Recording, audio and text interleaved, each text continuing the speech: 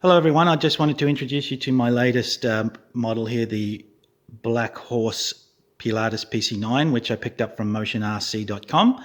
It came in the mail very well to Canada, very well packaged, and everything came in one piece. I was happy with that, and the customer service was quite good from Motion RC, so thank you there. I wanted to let you have a look at what I've done to it and what I've put into it. This is a great flying model, guys. I am way more happy than what I thought I was going to be when I picked this up.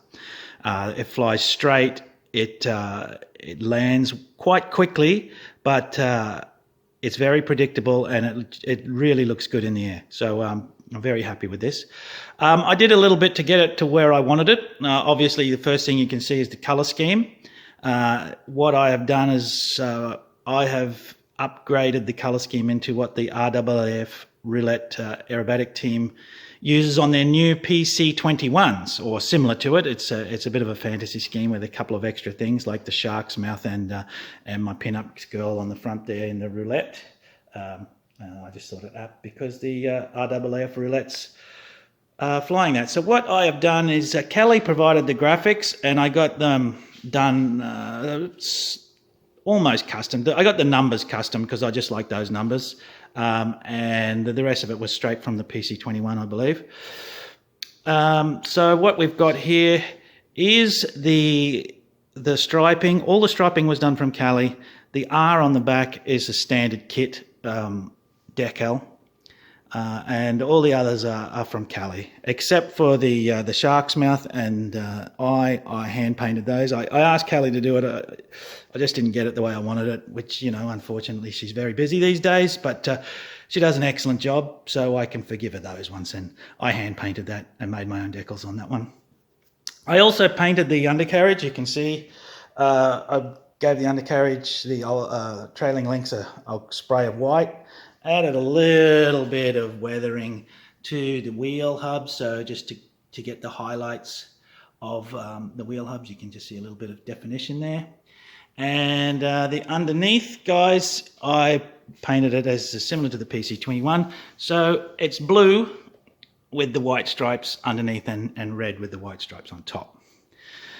In the cockpit, I've done a little bit of work in the rear cockpit there. I added just some seat belts and control stick.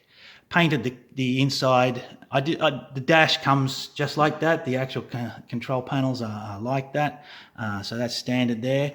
I put a bit of black paint and some green paint in there. I also then added a Warbirds RC pilot. He's a full-length pilot. Chopped out a little bit of room for his legs and his bum, and I stuck him in. And he's sitting in there running the show, and he adds quite a lot to this model, I think. So as we go around to the front, we're going to talk about the power plant. I've done a lot of work on the exhaust. I'm very happy with the way the exhaust turned out, so that we give that definition. But the power plant we're using is a Rimfire 160, and I am running two 5-cell 5,000 packs, 10 cells. And to get the balance right, I had to add a little bit of a plywood tray rearward than what's supplied in the kit. So I added a plywood tray, put a stopper there so that it's not moving forward. And they're just Nanotech 5000s. And they sit just back at the rear of that plywood mount that is supplied with the kit. Coming around the front, again, the retracts are just Hobby King retracts, and they're working quite well at the moment. Of course, I've done the outside there. I'll put the hatch back down so you can get the full effect. I was very happy that Cali sent me the demister that goes on top of the cowling, the canopy. Very happy with that. That looked pretty good. And again, the Warbirds RC Pilot adds a lot to the kit itself to make the model and give it that scale effect.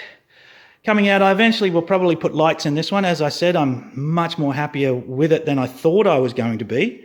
And so, you know, those details I might add later. The flaps are very effective. They don't give any trim adjustment at all when you're putting half or full flaps. I take off on half flaps, I land on full flaps. As I said, this lands quite quickly.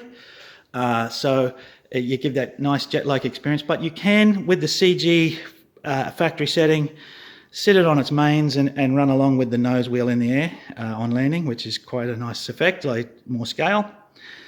Coming around the trailing edge, you can see the aluminum tape we put on for the leading edge of the elevator, and a little bit on the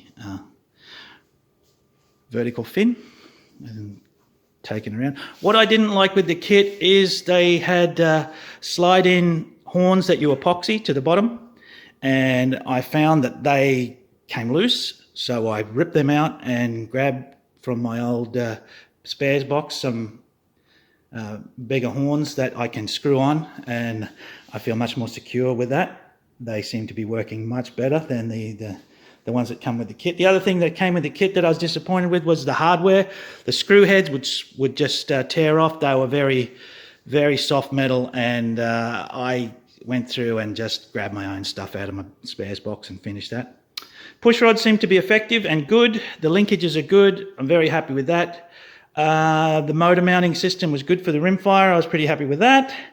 And the way the model flies is excellent. I'm very happy with that. I've put some screws in on the front of the canopy to keep it down, so I haven't glued the canopy down, because eventually I think I'll get back in there and maybe add a bit of lights and things like that. But overall, guys, that's the Black Horse models PC-9 in the roulettes scheme that I've custom from motionrc.com, and I'm flying this on a 1710 prop, and it can go up to an 1810 prop, which gives me a little bit more vertical.